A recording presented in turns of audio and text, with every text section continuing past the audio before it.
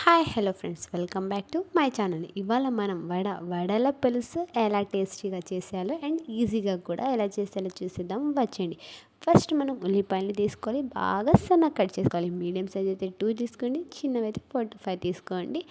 మనం చింతపండుని ఫస్ట్ నానబెట్టి పెట్టుకోవాలి, ఎందుకంటే అది మనకు గుజ్జు తొందరగా వచ్చింది, తొందరగా మెదిగి గుజ్జు చాలా వచ్చింది. అందుకే ఫస్ట్ మనం ఉల్లిపాయలు కట్ చేసుకుందాం, చింతపండు నానబెట్టుకుందాం. మనకు కావాల్సిన పదార్థాలను తీసుకొని పక్కన పెట్టుకుందాం.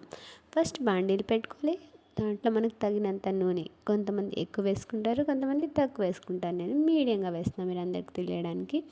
వేసుకున్న తర్వాత ఫస్ట్ మనం ఉల్లిపాయలు దీంట్లో వేసుకుందాం. వేసుకున్న తర్వాత దీంట్లోనే పచ్చిమిర్చి కూడా వేసి మనం వేపుకుందాం. పచ్చిమిర్చి కూడా వేసిన తర్వాత సాల్ట్ కూడా వేసి కలిపి 5 minutes కోసం మనం మగ్గనిద్దాం. మనం పచ్చిమిర్చి ఈ స్టేజ్లోనే వేసేయాలి, ఎందుకంటే దానికి కారం ఇప్పుడే రిలీజ్ అయ్యిద్ది. ఆ తర్వాత వేయడం వల్ల ఏమవుతుందంటే అవన్నీ దాంట్లో ఇదైపోయి దానికి కారం బయటికి రాదు. సో మనం పసుపు కూడా వేసిన తర్వాత ఒక 5 minutes మనం మూత పెట్టి మగ్గించుకుందాం. ఉల్లిపాయలు బాగా మగ్గుతాయి. ఇంతలో మనం వడలు చూసారా, ఎంత ఇప్పుడే తినేయాలనిపిస్తుంది కదా. వడ సింపుల్గా తిన్నా చాలా బాగుంటుంది, అదే పులుసులో వేస్తే ఇంకా టేస్ట్ వచ్చింది. ఏమంటారు, మీలో ఎంతమందికి వడ పులుసు చేసుకొని తినడం అంటే ఇష్టమో కామెంట్ చేసి చెప్పండి. 5 minutes తర్వాత మనం మూత చేసి చూసారా, ఉల్లిపాయలు బాగా మగ్గాయి. తర్వాత మనం ఏం చేద్దామంటే చింతపండుని మెదిపి పెట్టుకుందాం. గుజ్జు తీసి బాగా మెదిపితే గుజ్జు బాగా వచ్చింది. మెదిపిన తర్వాత పక్కన తీసుకొని పెట్టుకుందాం.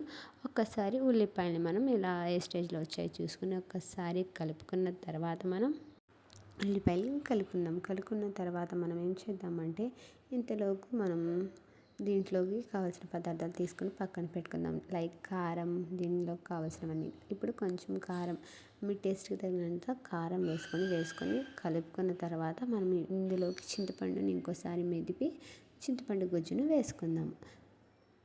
చింతపండు గుజ్జుని వేసిన తర్వాత దాన్ని మనం బాగా కలిసేంత వరకు కలుపుకొని మనం బాగా మరగనిచ్చి దాంట్లో ఇంకా మనకు టేస్టీ వడలు వేసుకుంటే ఎంత టేస్ట్గా ఉండిద్దంటే అంత టేస్ట్గా ఉండిద్ది.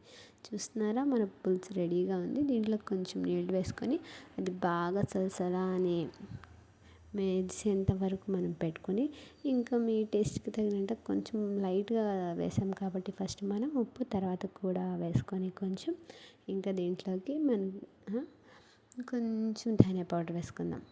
కొంచెం అంటే కొంచెం కాదు, మీ టేస్ట్కి తగినట్టు వేసుకోండి. తర్వాత వడల్ని ఇంకా వేసుకోవడమే. వడల్ని వేస్తుంటే ఎప్పుడెప్పుడు తినేయాలనిపిస్తుంది కదా, అంత టేస్ట్గా అనిపిస్తుంది.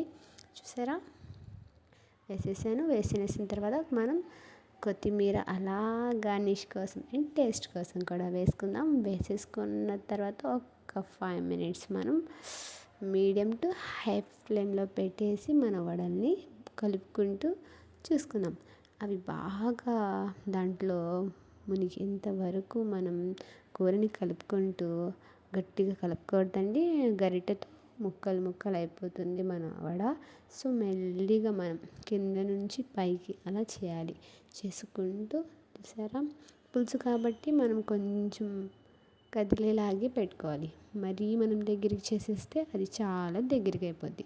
సో ఈ స్టేజ్లో పెట్టేసుకుంటే చాలు, ఇంకా మన వడల పులుసు so nice, tasty and healthy కూడా. మనకి వడ అంటే హెల్దీయే కాబట్టి మనం బాగా టేస్టీగా తినచ్చు, హెల్దీ కూడా చేసుకొని తినేయండి. చాలా అంటే చాలా ఈజీ అండ్ టేస్టీ. ఈ వీడియో నచ్చితే లైక్, షేర్, సబ్స్క్రైబ్.